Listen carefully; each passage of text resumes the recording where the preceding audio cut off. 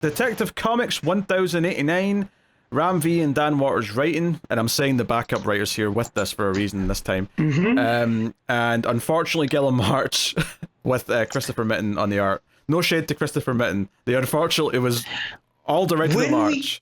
When we get to the Christopher Mitten art, it feels so nice because it's so different. Yeah, it's like, oh, this changed. Oh, yeah. And again, I feel like we beat up on March. This is not terrible. However, with some of the other art that we've gotten on this run, it's not the best, and I definitely wouldn't have ended with March. Yeah, you know what I mean? The two things I'll say there is, one, I said last issue it was better than March normally is. I do think this one's worse than the last issue art-wise. I think it looks more rushed, it looks more messy, it looks more like Gilliam March that we've all come to love and cherish. Yes. The other thing I'll say though is that, yeah, I think the real kicker here is that I assumed that we'd have a different artist for the final issue of Ram V's run. The fact that Ram V's run ends with Gilliam March art actually kinda sucks. Like, it really blows. Like, I can forgive that, okay, we have to have a fill-in artist and it's one that I don't like, I'll just sort of deal with it. But to end on that art, that hurts. Like, there must have been some scheduling conflict. Whatever artist was planned couldn't come. I don't know. Whatever led to this, I don't know. But it's definitely disappointing. It does linger over the book a little bit as I was reading it, because even just the very first page, I'm just sort of looking at it and going, this is the final issue. This is the final part. There's a part where a character hands two swords, and just the way that they're posed on that page, it hurts my eyes. Like, there's nothing actually wrong with it. It just the way that Talia is turned back and the way that the other character's drawn, I'm just like, oh my god, this is not the best work. Yeah, obviously from a storytelling perspective, obviously I did like the issue. There's a lot of good stuff in here. It's, you know, finally taking down Mummy Orgum and dealing with all that stuff. What, you know, and the fight that Batman has with her, again, I think the problem with this is that because it's dependent on the art, like, ultimately, you know, I didn't really enjoy the fight that much because of that, but yeah, that just is what it is. Their actual fight until the cavalry comes in is only like 2 or 3 pages. Yeah, it's not long. It's basically it's a big 2-page layout, which is pages 2 and 3, which is most of it.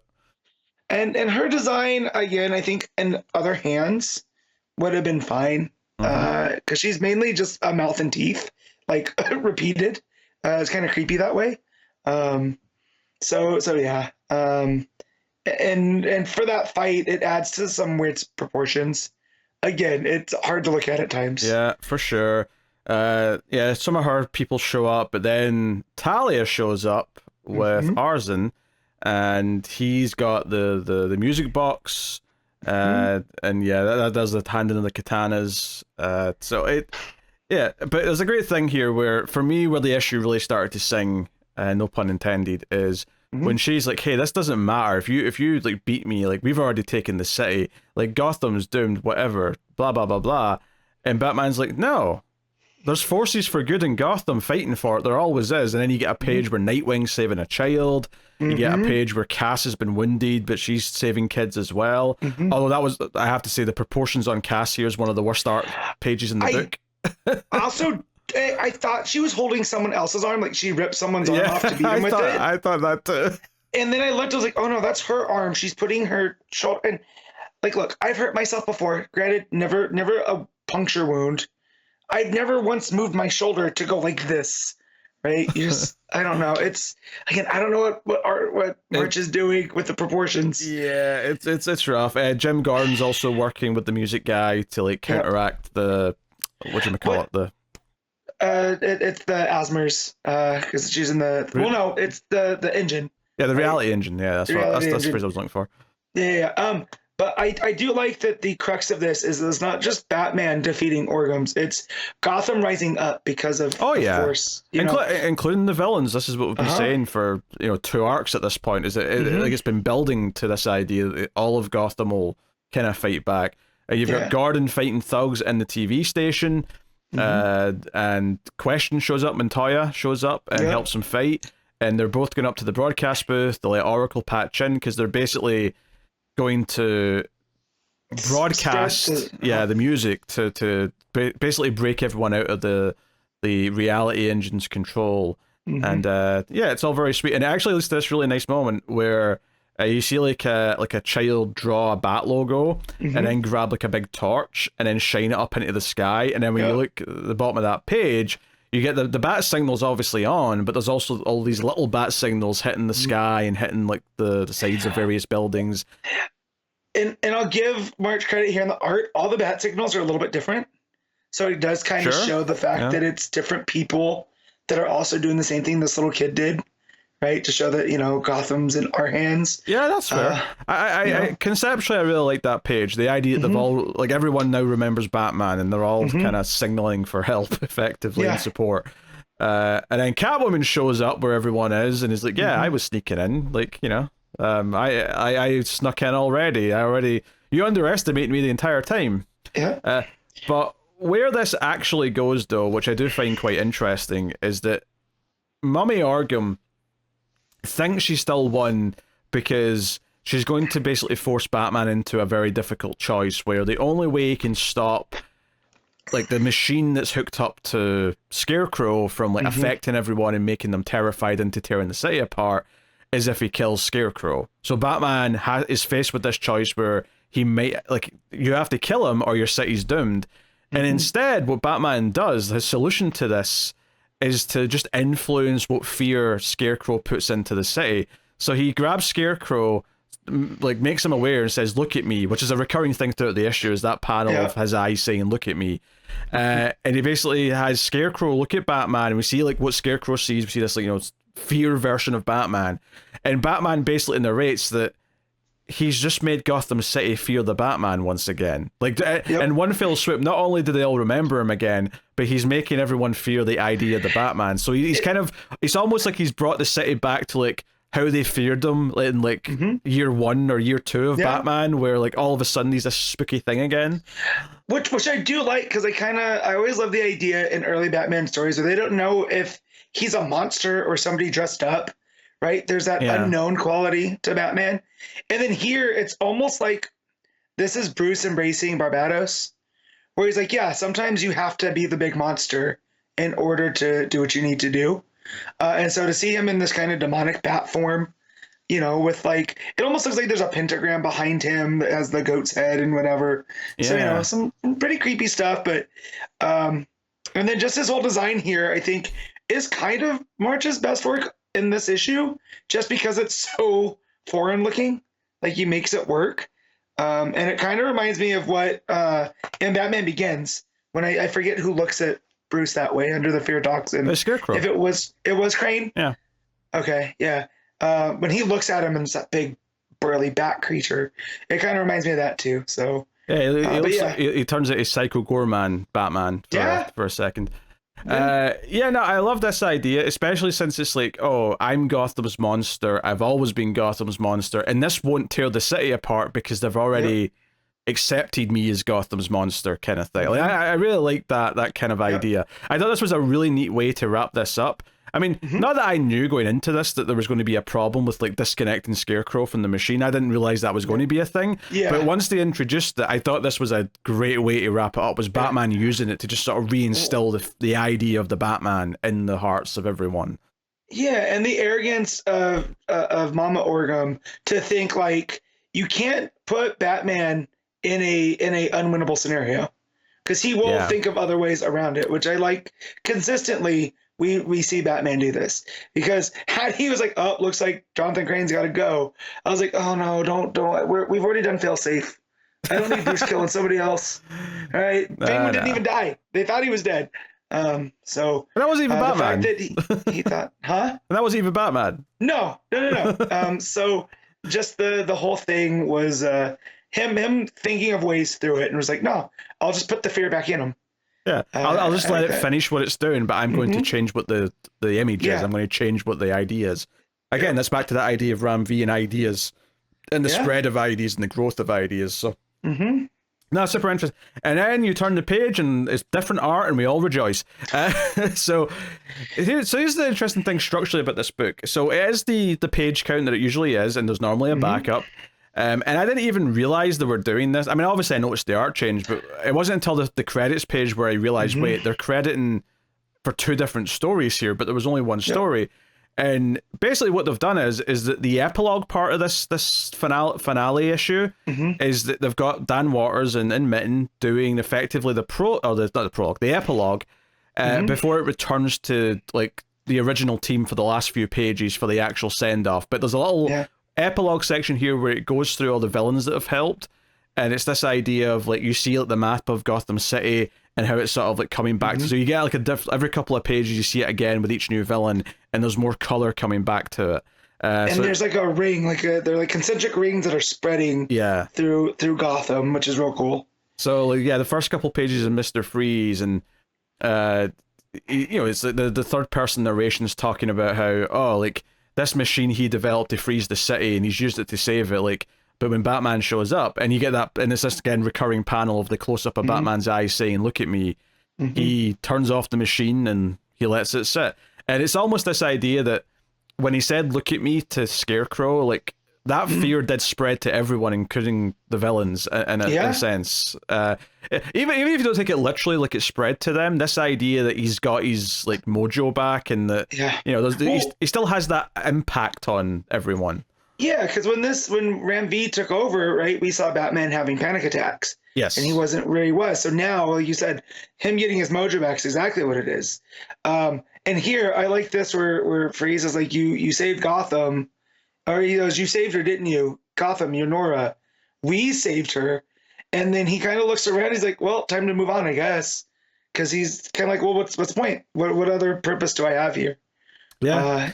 And it's kind of that fear that kind of motivates him. Is like, well, I'm not going to hang around too long and find out now. So so he turns his machine off. Then we go to Two-Face, and he's bleeding out, and he tosses a coin about where you should go, because he mentions, so this is synthesis, just like Two-Face and Harvey, but Gotham's kind of whole again. It's Batman City again, and he's like, so do we stay here or go someone new?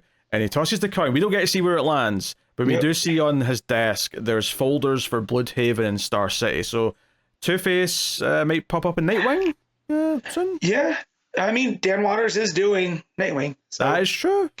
That said, if I would love to see how Harvey deals with Ollie and the crew in Star City. Well, but I'm not reading Green Arrow, so... Yeah. I'm just saying, and Williamson's not on that book going forward, so... That's true. I mean, one, Bloodhaven's more prominent on this panel, and also, like you said, Waters is writing that, so it makes sense that he's, branching this off for himself. And I remember when Dick took over for Bruce after R.I.P., there was a concerted effort to make Two-Face kind of Dick's main heavy when he was Batman, so I kind of like that continuing here, that if he's going to Bloodhaven to be a pain in the ass for Dick, I like that pairing, because they're two people that are both that mean a lot to Bruce, right? Just on opposite sides. So they're kind of both. Harvey's not exactly his protege, but they're kind of similar that way. So Dan Waters doing that, please. Harvey's my favorite Bat villain. Let's do it. Yeah, then Ten-Eyed Man. I made less sense of this one, if I'm honest, but that just makes sense given that he's a man loves his eyes. Well, he's carrying all the eyeballs that he's collected, primarily from an eyeball lady who works for the Organs, and he's walking away with all these eyeballs in his hands, and then when Batman, we get the look at me. Now, whether he's literally here or not is another... I don't think he is. I think it's more just this idea, the idea of look at me spreading to everyone. He basically says, oh no, Batman's always watching. There's too many eyes. No, I'm going to drop it. He just drops all these eyeballs, and he's like, no, my 10 are enough. 10 are enough. I'm just going to... That's just me. So I do like that it tied that back to Dan Waters. That was that Arkham book where it made it like Arkham was all of Gotham, and Ten-Eyed Man brings up some of that type of stuff. He goes, the island becomes a panopticon, and he goes, there's too many eyes now. I gotta say, Dan Waters has turned the Ten-Eyed Man into one of my favorite characters to read, just because he is so goofy but scary at the same time. And if you read him with Charlie Day's voice, it makes it even better. What? Okay. Yeah. Kind of that manicness Very there to specific. it. Yeah. Yeah. Yeah. All we need now is a waitress for him to obsess over, and Yes. we've got a story. Then Azrael is up next, and he is yeah, he's basically just inspired. Like he's getting taken down by some of the SWAT team or whatever, and he's like, oh wait, like. Like the idea of the Batman is spread. He has been reborn, and he just his flaming sword kind of lights up, and then it ends this It's little. a bit more sinister though, right? Like I don't have a good feeling for Jean Paul after this, and almost like his faith could now be a problem. Oh, sure, yeah. You know what I mean? Bit too zealot-like and his and his thing, yeah. And then it ends this little section with like just the end of like the music playing. You get a little, just bar music at the end. The idea that this is the end of the song that's being played to like fix everyone from the station. And it's back to Gilla March for the last couple pages. Well, is it actually? Maybe it isn't. I thought it was. No, it is. It's only Gilla March and Christopher Mitten. So he just looks not. He's definitely less scratchy on these last few pages than he was earlier on.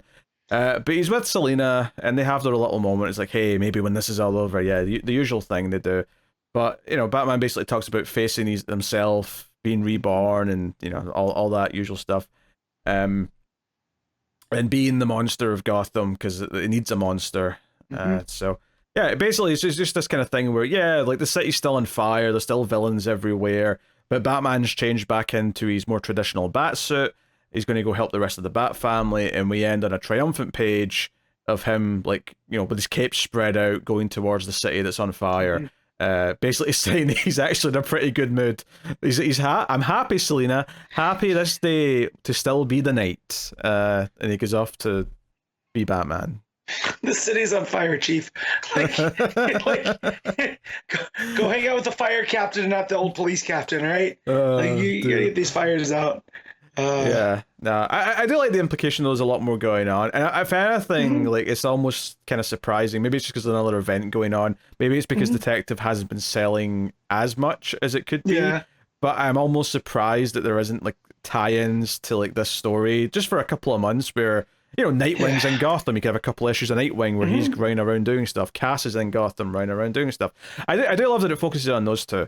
Two of my favorites of the family. Obviously, I always like Babs and Steph as well, but Dick and Cass are definitely up there. So also, I like that he's kind of drawn in the bat symbol here, right? The way his hands are up more.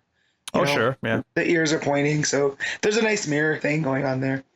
Yeah, and the bat signal's up in the sky above him, so you can compare it directly if you wish. Yeah. No, I like it. I will say, this isn't like a big thing, but I do always appreciate it, or prefer it, when the bat signal actually has like a beam of light going up to it. Like I'm not as fond when it's just drawn onto the sky like it is here. I'd prefer a little, like, God ray, if you will, going up. But, this is a minor preference. So, yeah. So, no, I mean, it's a good ending to the book. I love thematically all the things that it closes. I mean, the fight with Mother Organs, whatever, it's just a couple of pages. But the decision with Scarecrow, the family being out there helping the city, all the epilogues with the villains and the sort of the final point are all really satisfying. It is just kind of a crying shame that the end of this run that's lasted like 2 years has to be Gilla March on art. Yeah, we couldn't. If we would have started with them, we would have been like, oh, that sucks, but, and then we would have ended with a bang. But instead, we get them at the end, and it's like, all right. Yeah. Ends with a thud. All right, Matt, what are you rating Detective Comics? I really like the Christopher Mitten art, so it's gonna weigh a little bit more, and because I really love the story, so I'm gonna give this an 8. Yeah, I was thinking an 8. I think if I liked the art in this, again, no disrespect to Mitten, I'm just talking about the bulk of the art. Yeah. If it wasn't Gilla March, if it was an artist I liked, I could easily hand this a 9. But me too. As it is, I can only go as high as an 8 because I actively dislike a lot of the art. So it's a shame. And I sort of had that realization like a couple of pages in where I'm like, wait, this is the last issue of this run, and it's Gilla March. That is such a bummer. I will say too, this is one of my favorite Batman runs in a while, just because of what it did with the city. I like when writers come in and tell an overall Gotham story, and and of course Batman's going to be a big part of it. But you had all those moving pieces with like Two Face and Talia and Dick at some point. So it was this big sprawling story and kind of everything that I love with Batman in one place. So props to Ram V. I know he's got New Gods coming up, so we'll see how his take on that now.